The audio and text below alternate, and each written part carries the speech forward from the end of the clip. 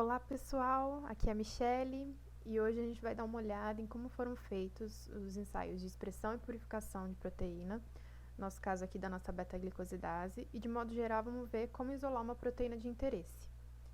Para isso, a gente tem que lembrar que são 3 fases principais envolvidas dentro desse processo como um todo. O primeiro é a construção de um vetor ou plasmídio contendo a sequência da enzima-alvo. O segundo, a expressão heteróloga dessa enzima, ou seja, no nosso caso a gente pegou uma enzima vinda de cupim e está tentando fazer a expressão dela num sistema de bactéria, que a gente usou E. coli aqui no caso. E por fim, o último passo é a purificação por afinidade. Para facilitar aqui, a gente dividiu em expressão, lise celular e purificação dentro desses processos, mas é importante lembrar que entre a construção do vetor até a expressão heteróloga da enzima em E. coli, você tem alguns outros passos, incluindo o passo de transformação em bactéria, para daí sim a sua bactéria começar a expressar sua proteína de interesse. Então, a partir do momento que eu tenho bactérias contendo cópias do meu vetor dentro delas, eu vou pegar uma colônia isolada dessas bactérias já selecionadas e fazer um que a gente chama de pré-inóculo, ou seja, crescer elas em um volume pequeno de meio, para daí então fazer um inóculo. Então, a gente verte esse pré-inóculo que foi crescido a 37 graus dentro desse outro volume maior de meio, para conseguir monitorar o crescimento dessas bactérias até chegar a uma determinada OD. Chegando nessa determinada OD, a gente consegue fazer um processo de indução, que é adicionar um reagente chamado IPTG, que vai influenciar na maquinaria de regulação do operon LAC da bactéria e, resumidamente, vai fazer com que essa bactéria produza mais ainda da nossa proteína de interesse, né, na nossa proteína-alvo. Adicionando IPTG, a gente cresce mais 4 horas essa cultura. Nesse caso aqui, a gente usava em 12 graus.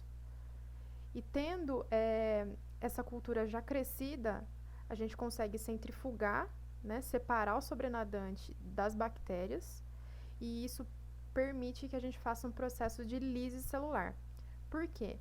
A minha proteína-alvo está dentro da bactéria ainda.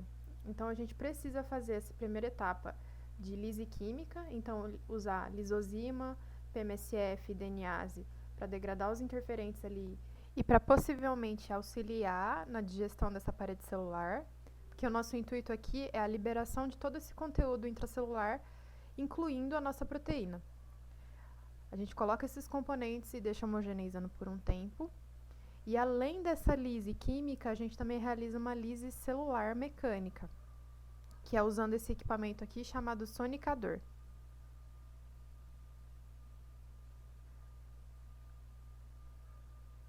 A partir dessas células já lisadas, a gente realiza um passo de centrifugação dessas amostras para separar todas as proteínas que ficaram solúveis naquela condição dos restos celulares e outros componentes celulares que a gente não vai utilizar aqui. Tendo essas proteínas solúveis separadas, a gente consegue começar o processo de purificação dessas amostras. Nesse caso aqui, a gente usa uma resina com cobalto, então por isso é uma purificação por afinidade, então ela vai se ligar diretamente à nossa proteína-alvo. E para isso, a gente inicia lavando essa resina e equilibrando ela com um tampão. Isso porque a gente precisa deixar isso numa condição adequada para a proteína que a gente está purificando.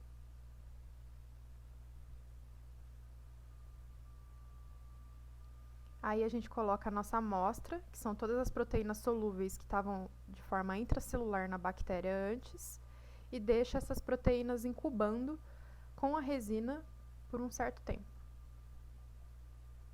Nesse ponto aqui, teoricamente, então, as nossas proteínas-alvo, como elas têm uma RIS-tag, elas estão complexadas à resina. Então, esse primeiro volume que a gente deixa passar através da coluna é o que a gente chama de flow-through, que são as proteínas que não se ligaram à resina. Após esse processo, a gente ainda lava mais uma vez com um tampão para remover as coisas que estão ligadas fracamente a essa resina.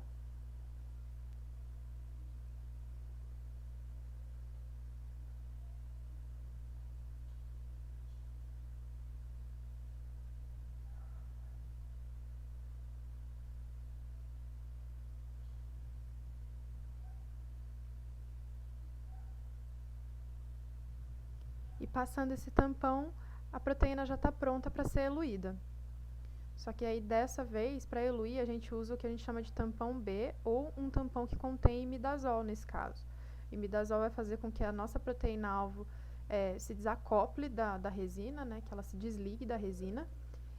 E isso possibilita, então, que a partir dessa fração que a gente tirou, a gente tenha a nossa enzima pura ou enzima purificada. Então, como um panorama geral, quais foram as etapas que a gente usou para a purificação da nossa enzima-alvo, no caso, a nossa beta-glicosidase? Então, o primeiro passo foi a expressão heteróloga dessa enzima em sistema de E. coli. Então, a gente fez o crescimento do inóculo de uma bactéria que continha nosso vetor já montado, uma indução com o uso de IPTG para produção maior dessa proteína dentro da bactéria e uma centrifugação dessa amostra que permitiu a etapa seguinte de lise celular. Aí a gente separou então essa etapa de lise em duas etapas menores, que foi a etapa de lise química, usando lisozima para romper a parede da célula, e lise mecânica para garantir que esse processo aconteça mesmo. Além disso, a gente fez uma centrifugação para a separação dessas proteínas que são solúveis e permitem também uma purificação por afinidade.